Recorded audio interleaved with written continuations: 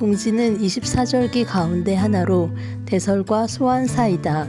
흔히 음력 11월을 동짓달이라 하며 12월 21일에서 23일 사이에 드는 경우가 보통이다.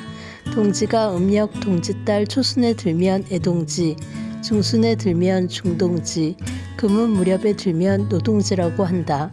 이처럼 우리 민족은 태양력인 동지에다가 태음력을 잇댄 태음태양력으로 세시 풍속을 형성시켜 여기에 의미를 부여하였다. 민간에서는 동지를 아세 또는 작은 설이라 하여 정월 초하루인 세수에 버금가는 날로 보았다. 이는 태양의 부활과 관련이 있는데 고대로부터 동지는 태양이 다시 돌아오는 것을 축하하고 기념하는 축제의 날이다. 태양의 궤적이 가장 낮은 곳에 이르렀다가 다시 높은 곳으로 돌아오기 시작하는 날로 태양의 움직임으로 봤을 때 동지는 한 해가 새롭게 시작되는 날인 것이다. 중국 주나라에서는 이날 생명력과 광명이 부활한다고 생각하여 동지를 설로 삼았다. 당나라 역법서인 선명역에도 동지를 역의 시작으로 보았다. 역경에도 원래 상태로 회복된다는 뜻을 가진 복괴에 해당하는 11월을 자월이라 해서 동짓달을 1년의 시작으로 삼았다. 동지와 부활이 같은 의미를 지닌 것으로 판단하였기 때문이다. 우리나라는 신라에 이어 고려시대에도 당의 선명력을 그대로 썼으며 충선왕 원년에 와서 원의 수시력으로 바꾸었다. 이로 보아 충선왕 이전까지는 동지의 설을 지낸 것으로 짐작된다. 동지는 일양이 시생하는 날이다. 중국의 사민원령에는 조상의 제사나 존장, 군사, 기로 모시기를 정월과 같이 한다라고 하였다. 또 동지를 지나야 한 살 더 먹는다. 동지 팥죽을 먹어야 한 살 더 먹는다라는 말이 전하기도 한다.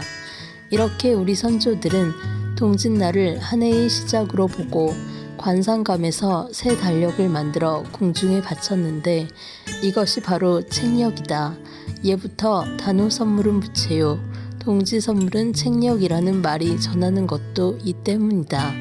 그리고 이날 종묘에 청어를 진상하는 청어천신과 제주도 감귤을 종묘에 진상하고 이를 기념하는 과거 시험이 열렸는데 이를 감제라 한다. 한편 동지에는 기륭화복을 기원하고 미래를 알아보는 점도 성행하였는데 동지 전후 저수지에 얼음이 온 것을 보고 풍흉년을 점치는 용경과 팥죽 속 옹심이로 태어날 아이의 성별을 점치는 옹심이점이 그것이다.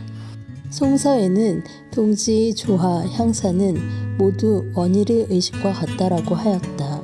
오늘날 우리나라 풍속에서도 팥죽을 쏘아 조상에게 제사를 지내고 조산신이나 목신, 성주에게 바치고 기원하며 잡기를 쫓거나 부정을 물리치기 위해 팥죽을 집들, 문지방, 부엌, 벽, 마당, 대문 등에 뿌린다.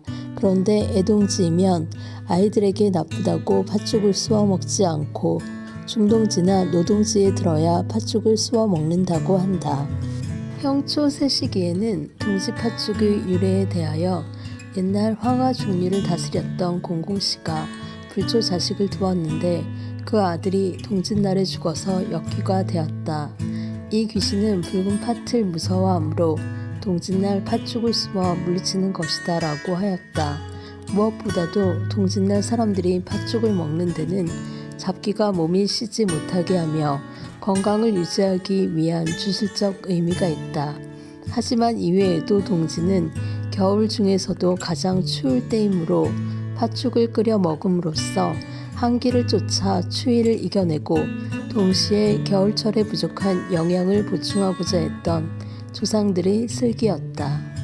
도전님께서는 동지하시는 천지의 음양이며 이것이 없으면 천지는 아무것도 없다. 저루치성이 다른 치성에 못하질 않다라는 말씀을 하셨다. 동지는 이렇듯 천지의 음양 가운데 하나를 이루는 저루로 만물에 큰 영향을 미침을 짐작할 수 있다. 우리 주문이 24절주에 동지가 제일 먼저 나오는 것은 동지가 지닌 새로운 한 해의 시작과 일양시생의 출발점이기 때문으로 보인다.